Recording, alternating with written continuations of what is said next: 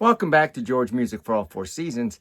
And the interview you're about to watch with Brigham of the Modern Gentleman is very interesting. I want to thank Brian, Anthony Colatrella, and Chuck Walker for putting this interview together, and so glad that I was able to be a part of it. So enjoy the video, and questions, comments, as always, most welcome.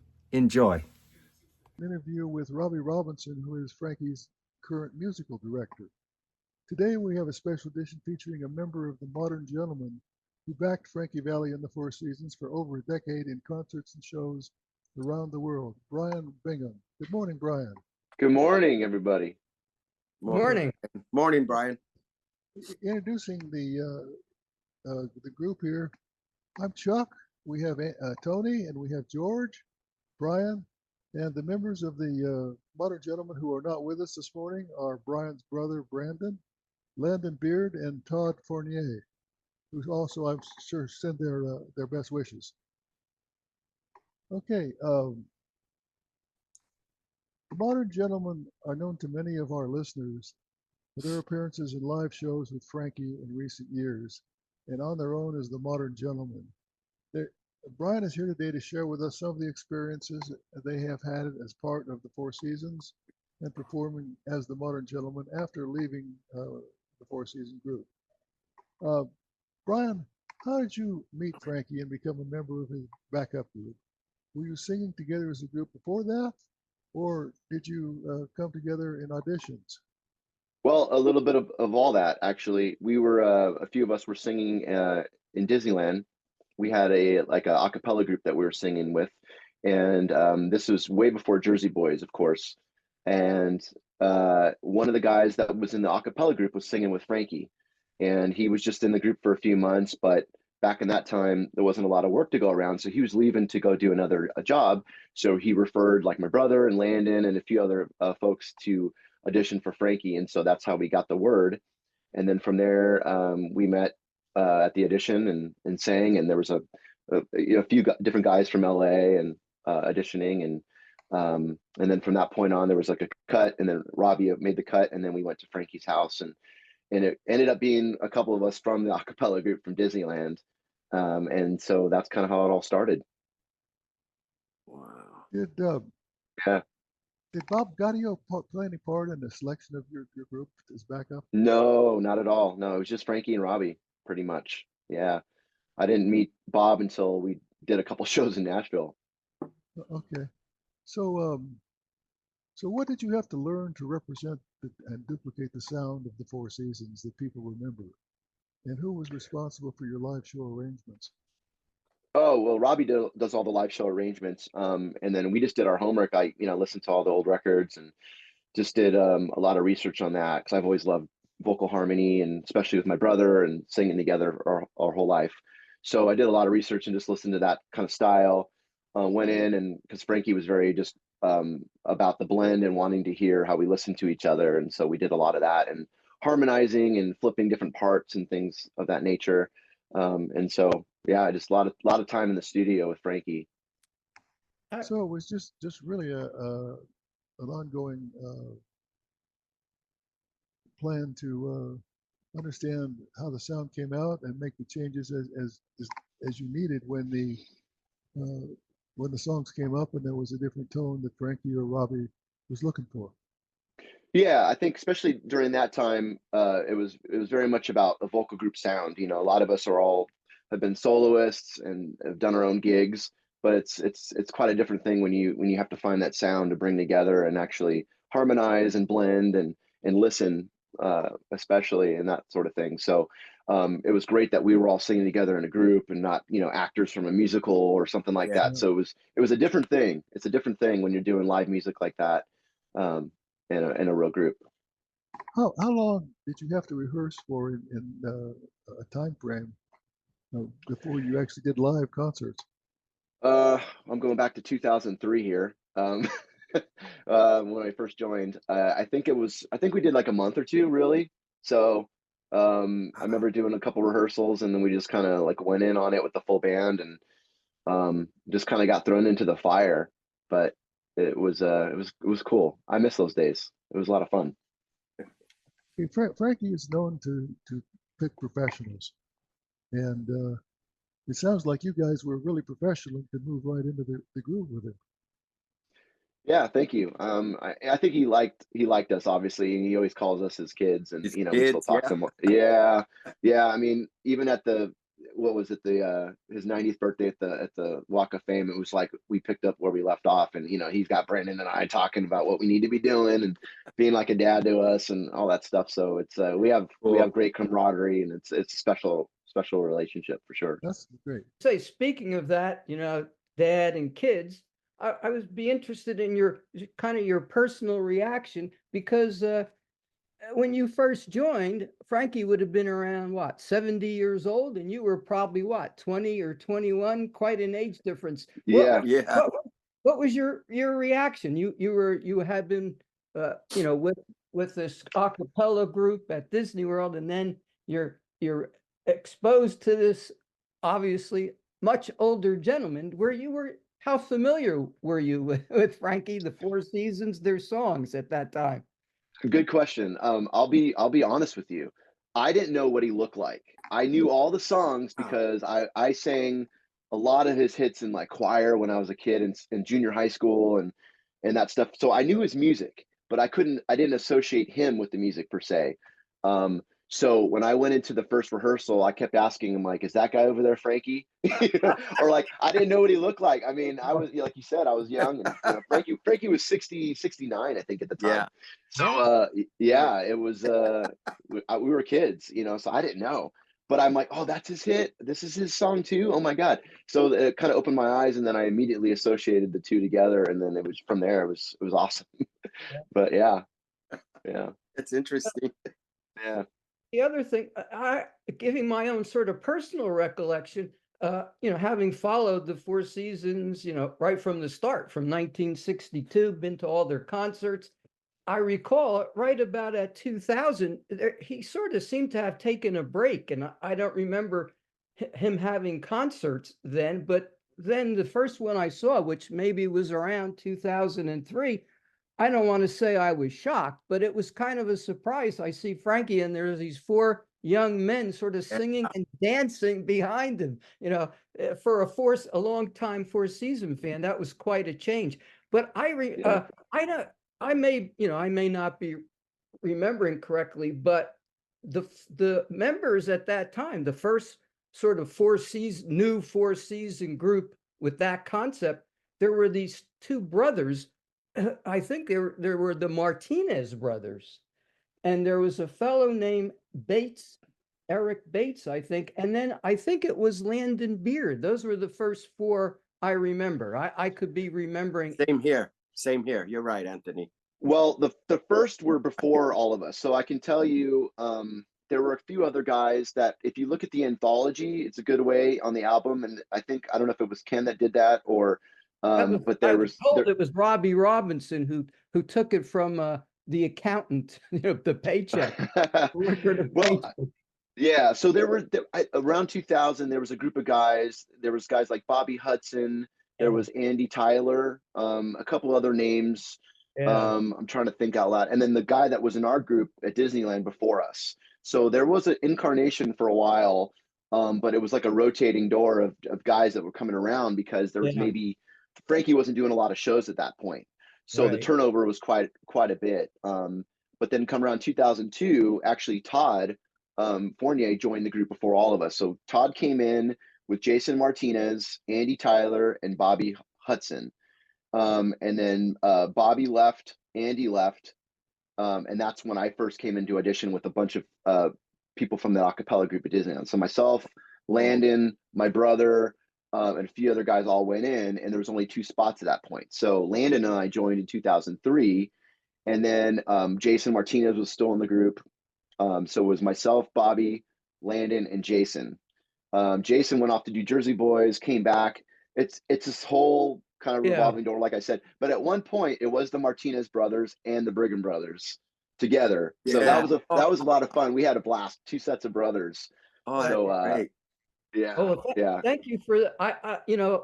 Going over the personnel list that's in the book, in the box set, there were names that I didn't recognize. I assumed that they were early members of the new Four Seasons, but I hadn't seen them in concert. So, Yeah, uh, it's like a little foggy time where the yeah. turnover was quite a bit, but there was a lot of guys that came and left. So yeah, So it yeah. was really But we were about 2000, starting around 2003, when the group sort of stabilized, would you for the say? most part, yeah, we started getting busier, and then of course 2004 Jersey Boys came out, and that kind of just catapulted everything. Of course, as you know, and then I've come and gone a couple times too. My brother and I have left, so it's a family though, because we kept in touch and we would come and go. And Frankie always wanted us to do our thing, but I think around 2004 or five or whatever it was, the four of us were the core group for about 12 years, which, Yeah, yeah. give or take, but I was with Frankie about 15 years or so. So, but the four of us were together probably longer than any incarnation of the Yeah, groups. yeah, that's true. Yeah, till about 2018, I think was. Yep. That was the Yep. other thing, was if you didn't actually follow, with concerts on a yearly basis, the perception is that you were patterned after the Jersey Boys, but but I remember that you actually preceded the Jersey Boys. You came before them, and Yeah. we did verify that with Robby Robinson when we interviewed him. That he said that that occurred before Jersey Boys, and Yes. it was all Frankie's idea to sort of bring some more variety into the act with the dancing, etc. Yeah. That's correct. Yeah. Yeah, yeah. Who does who now? I think you have some background in musical theater and the like. So you were used to dancing. I guess it wasn't a completely new experience. Is that correct? That's correct. Yeah. We're all, musical theater based backgrounds for the most part, Right. and sung, we've acted. So it's quite a set of skills you kind of need. You got to harmonize, you got to sing, you got to dance, you got to be personable, Right. and all that stuff. So yeah, yeah, that's Now, right. We've all done musicals and Broadway and tours and now, mhm. who was responsible for the choreography? Did you just get together, or did you actually have someone who, you know, wrote There's an this? original choreographer, Dory Sanchez. She did a lot of the choreography initially, and then I think she came back kind of towards the tail end of when we were leaving. She'd come in and touch some things up. But over that course of time, we've had many different choreographers, and Yeah. even Jason Martinez, his wife, did a lot of our choreography, and does a lot of our stuff with the Modern Gentleman. So Yeah. it's a tight knit group of people that kind of all have some input there. Now, now you mentioned like people were coming and going, things, I guess initially, and that was sort of a slower period in Frankie's career until, Jersey Boys led to that sort of rejuvenation. But I I saw a video. I didn't actually see this, where you and your brother backed up Jay Black when he was and Oh, he that's was right. doing one of the PBS shows. I don't know exactly what year that was, but the group was called the Alley Cats, Yeah, so this is 2011. Um, 2011. Yeah, yeah, it was in Pittsburgh at the Benedum Center. Ah, right, right. So my brother Todd, Landon, even at one point, there's this doo-wop group, a cappella, that we've all sung with for years called the Alley Cats. They're based out of Orange County, California, and they're our brothers.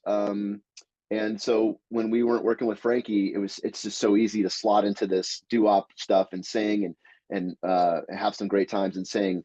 And so the Alley Cats were tasked to back up a lot of these entertainers Yeah, from yeah. 50s and 60s and do these PBS specials. So that's how Brandon and I, of course, went in and we knew Peter Noon and all those other guys from working with Frankie. So it was just a great connection. And then to hang out with Jay Black all week was incredible. I mean, Yeah, talk yeah. about just a persona and a singer, and he was Yes. super cool, and he liked us a lot, and I cherish those days. I attended Right. one of those PBS concerts because I'm from Pittsburgh, and that's where they Yeah. were held. And this was in about 2002. I think it might have been one of the first ones. And Frankie actually was the co-host, him and Jerry Butler. And Jay Black sang on that one, Cara Mia. And that's why I got a little confused. But the Alley Cats were not backing him up. It was just some, I don't know, some backup band at the time. But he sang Cara Mia as well. So Yeah. Yeah. Small world. It's all intertwined, and yeah, it's yeah. All the it's a same cool community to family. be part of.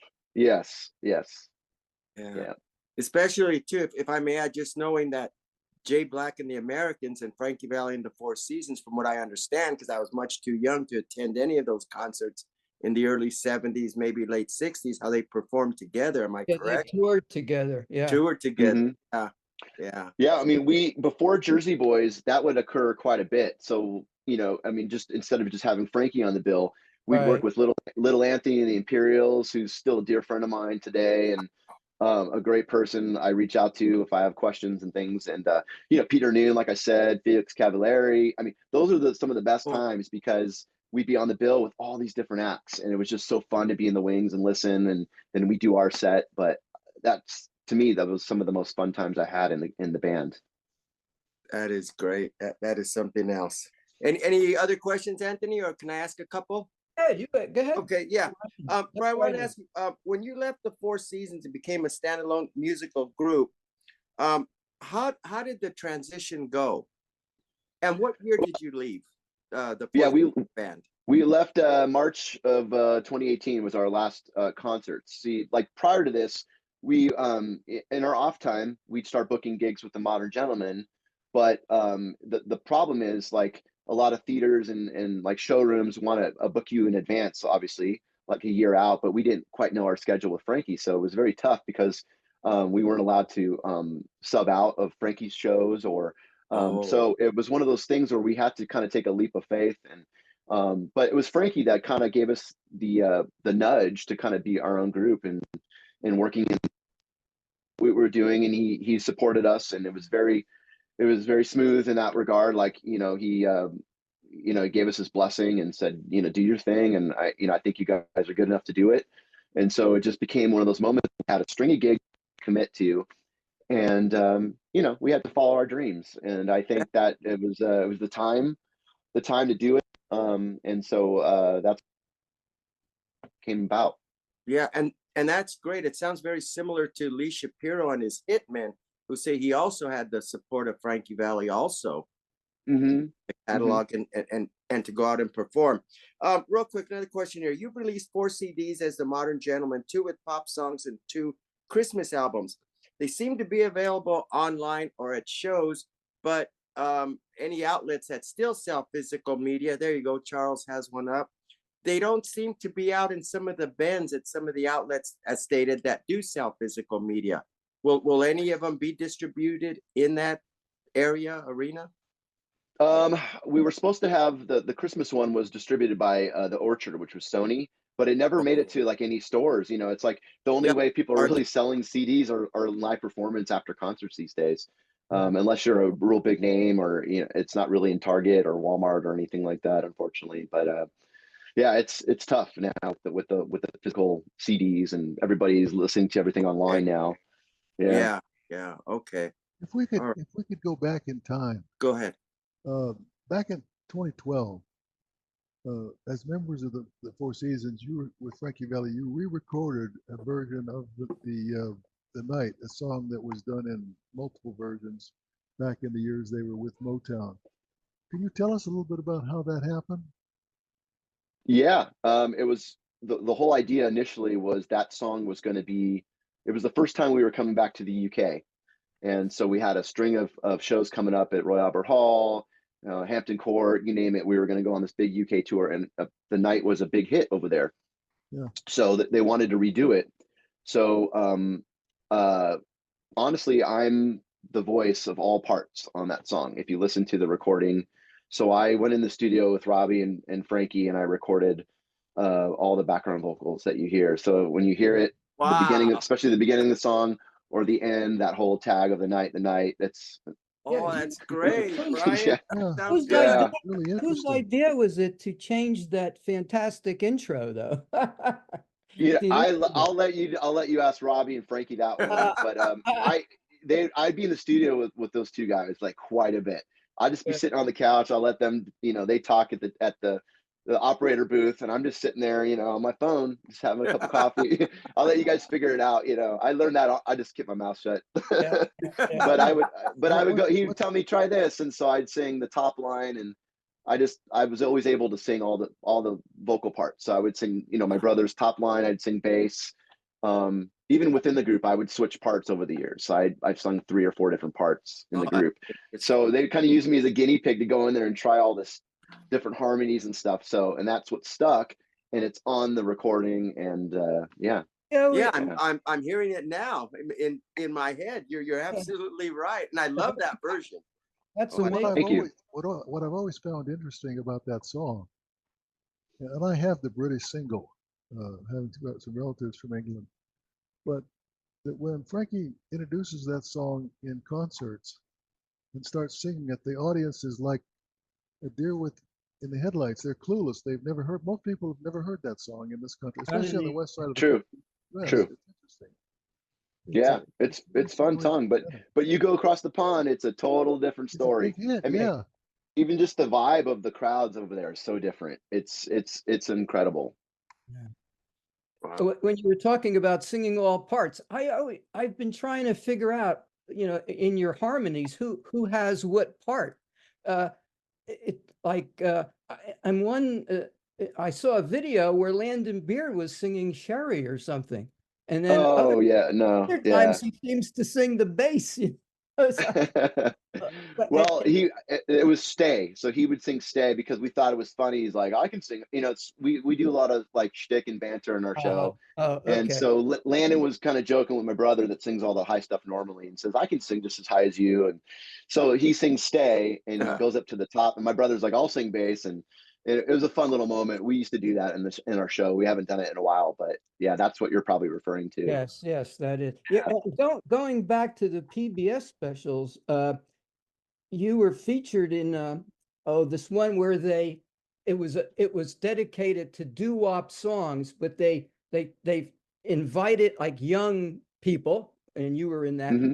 to sort of sing with the original artists. And I think Hmm. your group sang with the remaining members of the Skyliners. And your brother, I think, did the Jimmy Beaumont part, and I thought did a really great job there. Thank you. That was great. Yeah. Yeah, he really did. It was an honor because I think he just passed a few like a Yeah. month or two prior to that concert, and it was the first time the group was back on stage. And that was also one of the first opportunities we had, knowing that we were going to go out on our own full time. So it was a special moment to be a part of. I think one of the most touching moments of the show, actually, because yeah, the band was still emotional about Jimmy's loss, and to be together with them and having Brandon tribute Jimmy and their being there as well was very, very special. Go ahead, please. I was just going to say, Go on ahead. that same show, I think you also did a great version of A Sunday Kind of Love, which is one of my favorite Four Season ballads, A Sunday Kind of Love. Thanks. We were warming up the crowd, and I guess they ended up taking it. So we Oh, weren't, wow. we were only supposed to do the Skyliners tune, and we get there, and the producer's like, "What else can you do?" And we're like, "Well, we can do a lot." And so we just kind of start vamping, and I think they recorded that song when we were just kind of waiting for things to happen. And it was probably like the Skyliners thing, by the way, that was filmed at like 12:30 midnight or something like that. So, I mean, it was one of these things that just go on and on. And so you're waiting for the different, the scenery and the sets to kind of change. So in the process of that, we're like, let's sing Sunday Kind of Love a cappella. And they kept it, Yeah. recorded it, put it out there in the special. And we had no intention of thinking that was going to happen. But thank you. Yeah. Yes. Yeah. Great. Brian, I know you mentioned early on that you didn't meet Bob Gaudio till later on after joining the Four Seasons band. But Mhm. throughout your career with Valli and the Seasons, did you have any workings with Bob Gaudio or any interactions or any input from him on your performance? Only in regards to our time with Frankie. He loved Right. loved what the four of us sounded like, of course, and And it was great to, every time we were in Nashville, he would be there, and we'd always take moments to speak with him and chat and tell him what we're doing and that sort of thing. But beyond that, as far as the Modern Gentleman, nothing. No, he was very much, his thing was the Jersey Boys and that sort of stuff. But yeah. Okay, great. Question here. Can you describe any unexpected or unanticipated situations you faced going out on your own? And for those listeners interested, can you explain how one would go about booking a performance or requesting a show of the Modern Gentleman in their area? Oh yeah. Well, going out on your own is scary. It's tough. It's a lot more work. It's harder. It's nice when you sing with the legend. You know, you show up. I don't have to do anything. I just, you know, I test my mic. You know, it's on. Okay, cool. Put my suit on. But when it comes to the four of us, we don't have a tour manager. It's, you know, I'm kind of like the tour manager. We don't have a big crew of people. So all the stuff that happens prior to the show is quite a bit. You know, we have to rehearse our band. We have to do our own logistics to get to the theater. And so you do appreciate those moments of being taken care of in that regard. But it's a lot more special when you know that, and fulfilling when you know you're doing your own thing. And so it's tough, but you definitely gain a lot of appreciation for that. And in regards to booking us, we perform all over. So we have an agent. We also book a lot of our own things, but we have a big presence on social media, which I think these days especially helps with all the marketing. So we're always putting out videos and new music and different styles. TikTok, yeah, you have to laugh sometimes and just sit around. I love them. They're great. Yeah, but we've got a lot of work off of TikTok and YouTube and you name it. So, but that's the way to do it these days. Great. And I know this month you're coming. I believe it's called the Paula Casino. Yeah, we're at Paula Casino, which is outside of like Temecula area in California. We're going to be there in 2 weeks actually from today. So the November 23rd, we'll be there, and then which is nice. Like we don't perform a lot in Southern California too much. No, you don't. So, but we have that one coming up. We have a holiday show, which we're proud of, on December 6th at the Redlands Bowl. It's a beautiful outdoor amphitheater, and they get thousands of people to show up. It's the nation's oldest free festival. So it's a lot of fun. They don't charge anything. It's all donation based, and it's a lot of fun. So yeah, we got a lot of great things coming up, thankfully. That's great. That's great. Charles, did you have any other questions here, or Anthony? Well, I just wondered, you know, you've done a lot of things, a lot more things than I was aware of before we started talking. But in your time with as part of the Four Seasons, is there one most memorable concert or concert series that you could remember? Of course, and I'll take you back to 2012. It was our first time back, like I said, to the UK. It was the Royal Albert Hall, and I'll share this with you because I'm sure he wouldn't mind me telling this, but we're sitting out there. I can tell you a lot of stories about this particular tour, but this one I'll always remember. We were getting ready to take the stage for the first time at Royal Albert Hall, and it was just wonderful. We did a whole show, and just standing ovation. We come off stage, the four of us with Frankie, and we're all in tears. Frankie's like, you know, a tear in his eye, and we all hug each other. And it was just like, it was such a special moment and camaraderie. And it was incredible. Cause I've never like performed in a theater of that magnitude before. So for me, that was one of the most special moments I've ever had in the group. And it was just like, you know, one of those bonding moments. And then we're sitting out there afterwards singing a cappella in Royal Albert Hall. And I posted one of the videos of that too, where we're just sitting out there having a drink on stage and just singing and just having a great time. But yeah, that was the most special time I think I've ever had. Moment to cherish. Oh my God. Oh yeah. Oh geez. Oh yeah. I would have guessed that. And I've only seen the video, and even the video has such a great impact. So I could imagine in person. The English audiences actually even seem more interactive than American. They are tough. They sort of just and all kind of sing along, and you know, I can imagine how touched you are with that. Oh, when you sing "Can't Take My Eyes Off You," they become the horn section. They're all ba-da, ba-da, ba-da, ba-da. That's what they do, and it's like a symphony of just voices, and it's cool. It's cool. Yeah, yeah. That's great. All right. So that's definitely one of the high. Yeah. Another, I don't know if you would consider this a highlight, but I found it to be tremendous was when the group, I think it was at the Fiesta Bowl. I don't remember exactly the year, but you sang the Star Spangled Banner. Yes. And it was Oh.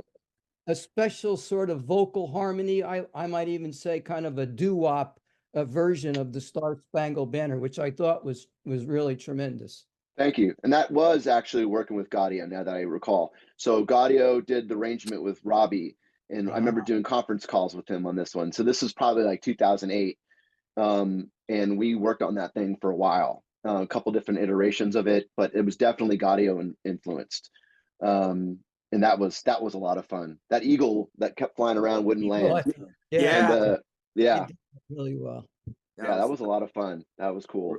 Real nice. Well, you know, if I may, Charles, I've seen you throughout the years, but two concerts that really come to mind was at the Greek Theater, I think in 05 or 06, All-American, American Great Singers, which that concert can be seen on YouTube. That was a great show. That was where Bob Crew and Kenny Nolan were in attendance. That was an awesome show at the Greek. And then another time was in Los Angeles back in September of 07 when you did the Jimmy Kimmel show. That was great. That was great. Thank you. Yeah, if you don't mind, I had taken a few. I don't know if you can see these if they're showing up here, but No. Your background is blocked. Oh, there you go. Oh, yeah. wow. Yeah, a few pictures of you folks rehearsing on stage. Oh, cool. There's another one. You're there in the corner. I arrived about an hour earlier, so I got to see you guys rehearsing.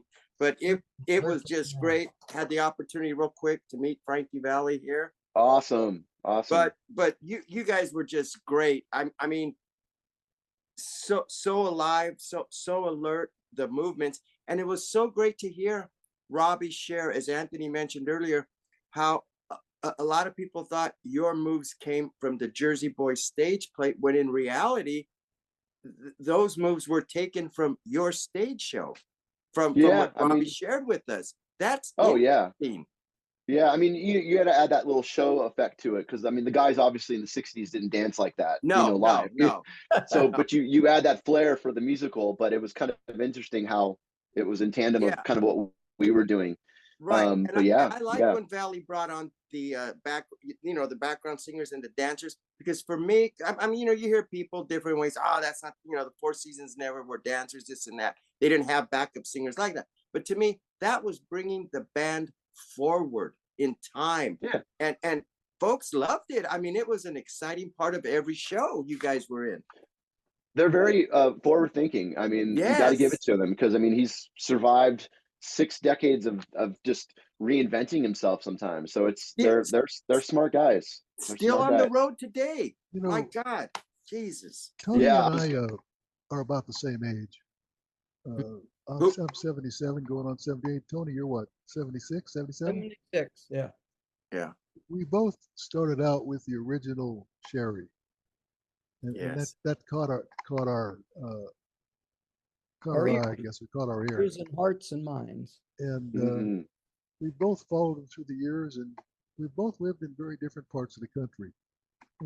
I've been fortunate enough to live on the West Coast, start out on the West Coast, and then move in various job assignments to the Midwest and East, and even some overseas assignments where I've been in Europe and seen the reactions in Europe and Australia. But I've never really understood how some parts of the country, the Four Seasons are ingrained as a critical memory, and other parts people don't even remember the name. Do you see that at all in where you tour? Do you have any thoughts on that? I'm curious, as somebody that's on the inside, how you see it versus the outsider. Well, especially when I was younger, joining the group, like I said, I had to do all this research, and I didn't associate Frankie with the music, which I had to educate myself. But I do agree. I think if you hear a Beach Boys song on the radio, oh, that's the Beach Boys. Or a lot of people that might not know who they are will kind of maybe associate that a little bit more, or a Beatles. But with Frankie's music, I didn't really associate that when I was young. So it took me some time to kind of educate myself and learn and listen. So yeah, I think, you know, that's unfortunately the case sometimes. And Valli's catalog is so all over the place compared to the Beach Boys, where I see the Beach Boys Hmm. one genre. Valli and his seasons, it's everything, all genres of music. I Oh mean, yeah. God, Yeah. amazing, Yep. amazing. Yep. That's right. Yeah. Do we As we look forward to try and help working with Ken to create a legacy of the group, is there any focal point from the inside you can see that is a hook we can tag onto? As far as a hook, as far as what do you mean? As far as the music, you know, Uh, it's like the rabbit, you know, the bunny. It's the music going home. mhm. How we keep that track alive. Yeah, I don't know. It's going to be interesting to see the next 10 years or see where the music goes or the legacy of the group. Those are all interesting scenarios and questions that I don't know. I don't know what their plans are beyond all this. Um, yeah. I mean, one of the things that when we went on our own, we definitely didn't want to be the Four Seasons. We wanted to be our own guys because uh, I think we had our own experiences, but we took from that. But I don't think that, I mean, obviously, if you're going to have a Four Seasons band down the road, I, you know, what are you going to do? You're going to hire an actor that sounds like Frankie, or it's different. And there's so many groups out like ours today that are tribute yes. groups, or and there's Right. like, you know, I can throw a rock and hit a group these days that have all been a cast member of Jersey Boys or a musical, and but it's so I don't have the answers, but I do know there's not too many groups like ours that have been fortunate to be a part of that real group and continuing on with the music, because I think that's a legacy that is important, and I think it's you know, we treat it with respect Yes. and love, and yeah, we just kind of follow in the footsteps that were before us, and very fortunate. Well, Charles, that was a good question, but I see with Brian and the Modern Gentleman, that's one way of carrying on the music of Frankie Valli, because here you have four actual members from the Four Seasons band out there. You know, I just think it's great. Yeah, Yeah, and we but the question is, I mean, from what I see where I live, and I live in a different part of the country than all of you, but what I see around here is that people more focused on the Jersey Boys than they are the Four Seasons. Uh, And it's difficult to get them to relate back to the original source of the sounds. And they just look at the Jersey Boys, and I have trouble. I guess because I know so much that mhm. that we can't get them to look at the bigger picture. Yeah, I mean, it's the demographics too. I mean, that obviously brought the music to a younger generation, and that's their reference, sadly. Yeah, Or not sadly, yeah, but but it's what yeah, they this have is at their their reference. feet. understood. Yeah. Right. So if they, you know, the true fans or the true people that want to know have to do the research and go back to the original records and listen to those things. But yeah, I mean, yeah.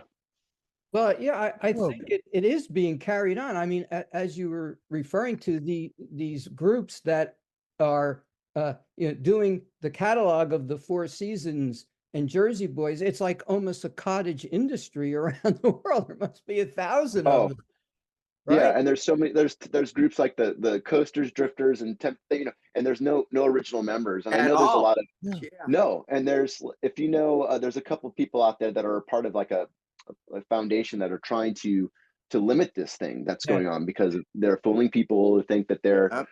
real ties to the group. So they're trying to block these, and there is kind of restrictions in certain states for these groups that Yeah, there's certain can. legislation Mhm. that stops this. Yeah, yeah. Yeah, yeah. So it's but one thing, we're not trying to copy what we did with Frankie. We make it our own. And you know, it's like, even when we do the Frankie stuff, we don't do it the same way we did with Frank. I mean, we all take turns on the verses, we sing it our own way. So in that regard, I mean, I personally don't think we have, you know, we have the harmony sound, but we don't have, my brother sings all the top stuff, but I would never I don't think we want to be a carbon copy of just that catalog. No. It just wouldn't Well, work. you And can so do the season sounds. You can do the West Coast surf Do all bar stuff. different. yeah, You can do Motown. yeah, You can do we love everything. Motown, Beach Boys, everything, Bee Yeah, Gees. everything. You guys do it all. Do it all, and so well. And so well. Thank you. Appreciate it. We've been Yeah. fortunate to learn from some of the very best. I mean, Yeah. sharing the stage with Frankie and getting to work with the Beach Boys and Manhattan Transfer. And Patent transfer. Yeah. yeah, we've been very fortunate.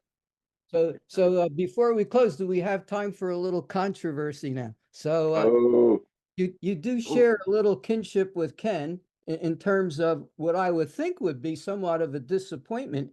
It's like 16 years ago now. You recorded a CD of Frank Sinatra standards, all arranged by Yeah. Artie Schreck, and I haven't heard them, but based on what I hear, they're supposed to. Well, I hear you every now and then. You guys do a little bit of it, right? yeah, we do one in our live shows still just to keep Yeah, it alive, and right. they're fun. Tremendous stuff. I'm sure it's great. But where is it? What happened to it? It's never been released. Why? Why not? What is this thing that who is it? Frankie? Is it Gaudio? What do they have about releasing recorded material? It seems ridiculous to me. I share your sentiment. Let me say this. Okay, so we started doing this. This was when Frankie started seeing us having a career, and so once Right. again, he brought me into the studio. We get the arrangements from Artie. Frankie would dissect them all and change them all. Yeah.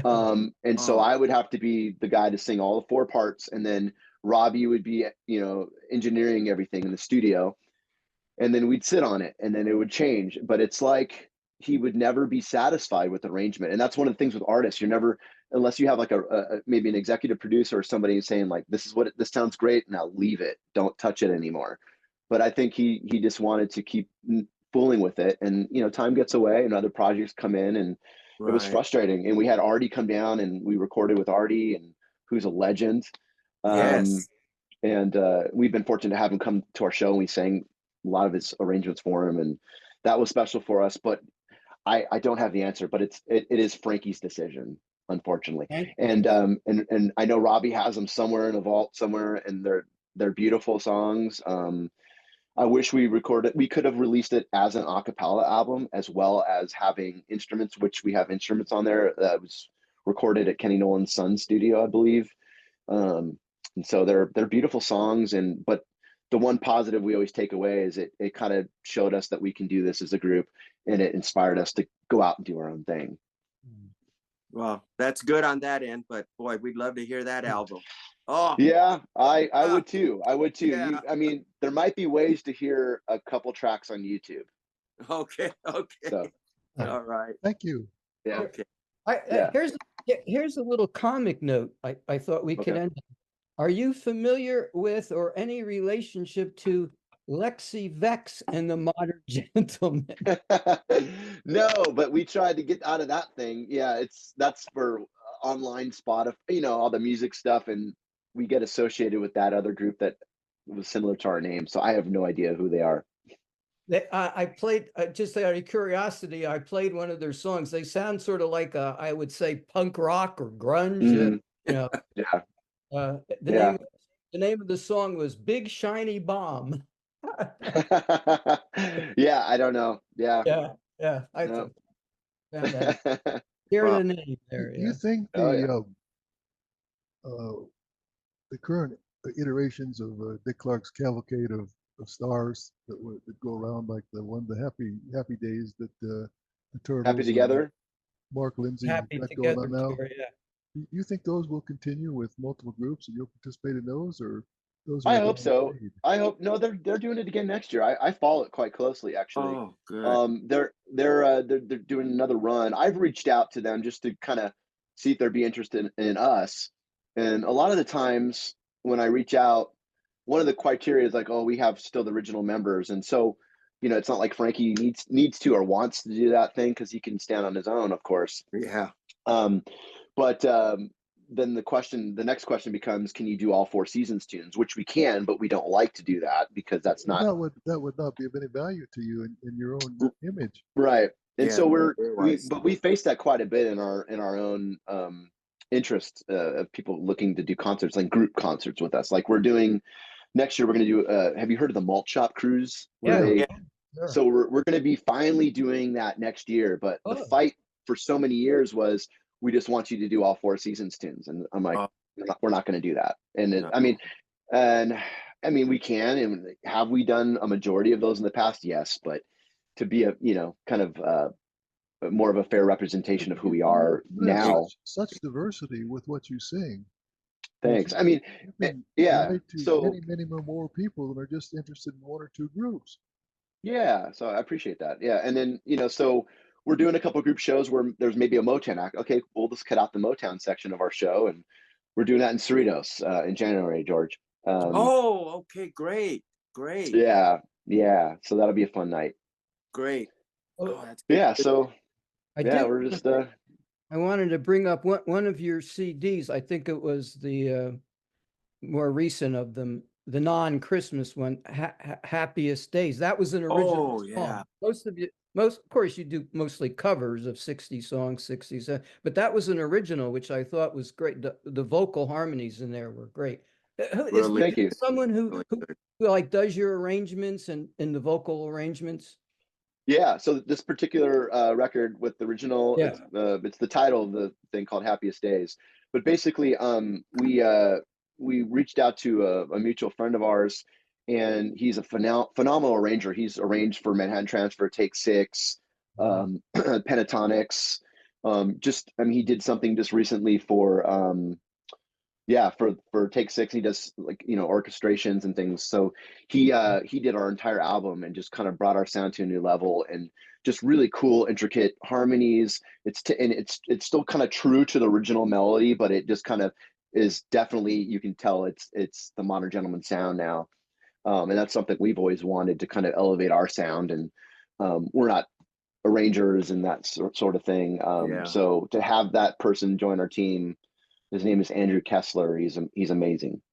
Do you think the Great. market is such today with the different playlists, the Spotify, the lack of a lot of radios? They just play canned tracks anymore. They don't play live radio. Do you think there's a market for a some new original sounds from your group that you could get enough of an audience to make them a hit?